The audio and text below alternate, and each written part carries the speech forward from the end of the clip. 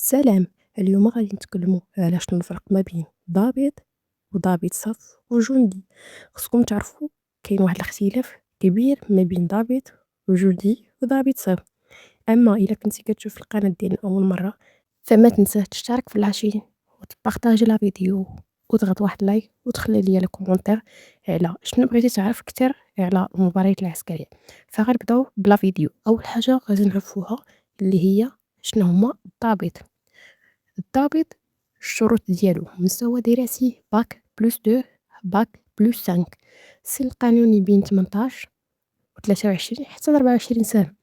بالنسبة للطول مناسب غالبا اللي كيكونوا طالبين في أي مباراة، واللياقة البدنية ممتازة، يعني ضروري تكون عندك خفيف في الصحة ديالك وما يكون عندك حتى شي مرض، وتكون كتعرف تجري إلى غير ذلك، يعني بحال أي مباراة عسكرية.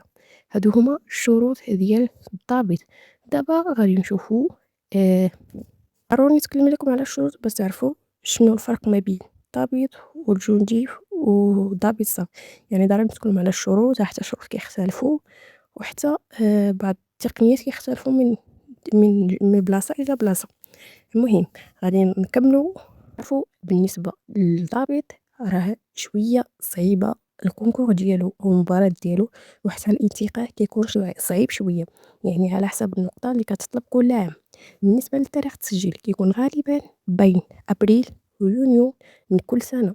كيتم الاعلان رسميا عبر المواقع العسكريه، يعني عبر الموقع الرسمي ديالهم.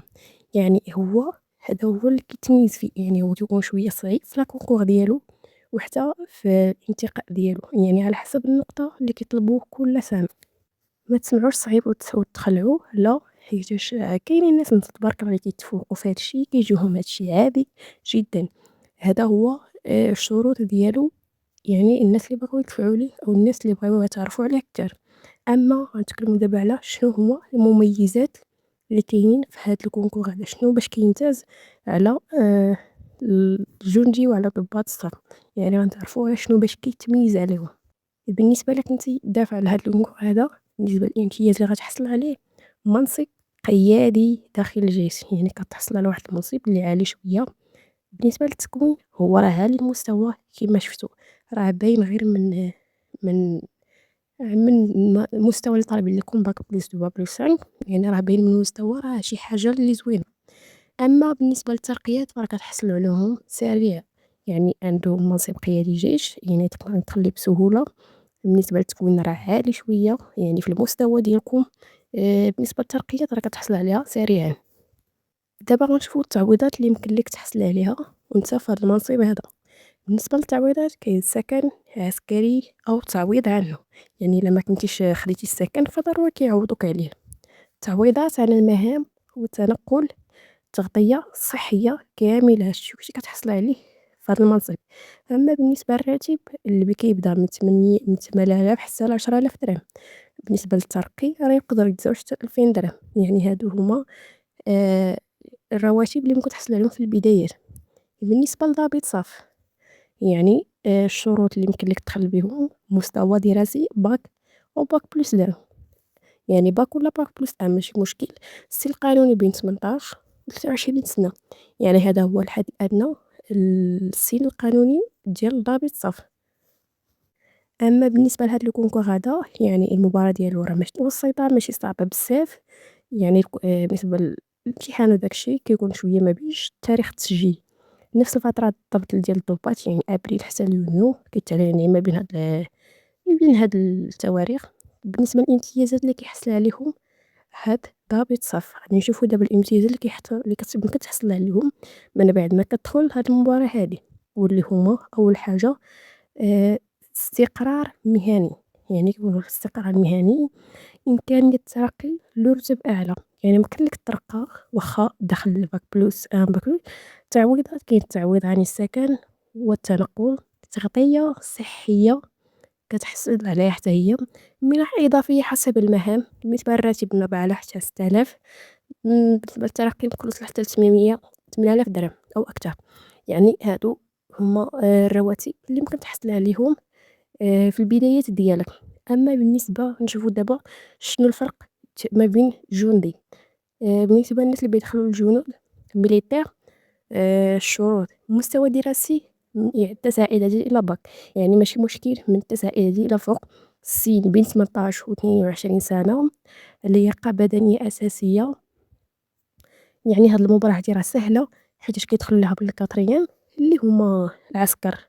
باللغة العربية الفصحى العسكريين، الناس اللي بيدخلوا العسكريين، يعني من التاسعة إلى الباك على حسب. بالنسبة المباراة هي سهلة، يعني ما فيهاش شي حاجة لا صعيبة بالنسبة زعما التكوين أو الكونكور. غالبًا نفس الفترة حتى هو ما بين أبريل ويوليو.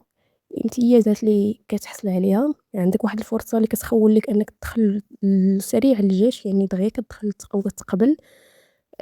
بالنسبة للامتيازات اللي يمكن تحصل عليهم حتى هما: سكن أو إقامة داخل التكنات، تغطية صحية. أما بالنسبة لبداية الراتب اللي كيبدا من 3000 حتى ل4000، ومع الأقدمية يمكن توصل ل5000. أما بالنسبة للناس اللي كاينين في الصحراء وداك الشي راه كيكون مهم على حسب البلاصة فاش كاين، حيت ماشي نتي في الصحراء يعني في كامل تاع الرتب، يعني ممكن توصل حتى لأكتر. يعني هادو هما الشروط أو الامتيازات اللي كيمتاز عليهم كل واحد كيتميز بشي حاجة على الآخر. دابا غادي نشوفو شنو هو الفرق ما بيناتهم، وعلاش ضابط الصف ماشي هو ضابط، وعلاش ماشي نفس الرتب. دابا غنشوفو الفرق بين الضباط وضباط الصف والجنود من حيث المستوى. أول حاجة: الضباط أعلى مستوى قيادة وتخطيط. ضباط الصف مستوى حلقة واصل بين الضابط والجنود. الجنود أدنى مستوى مع تنفيذ الأوامر.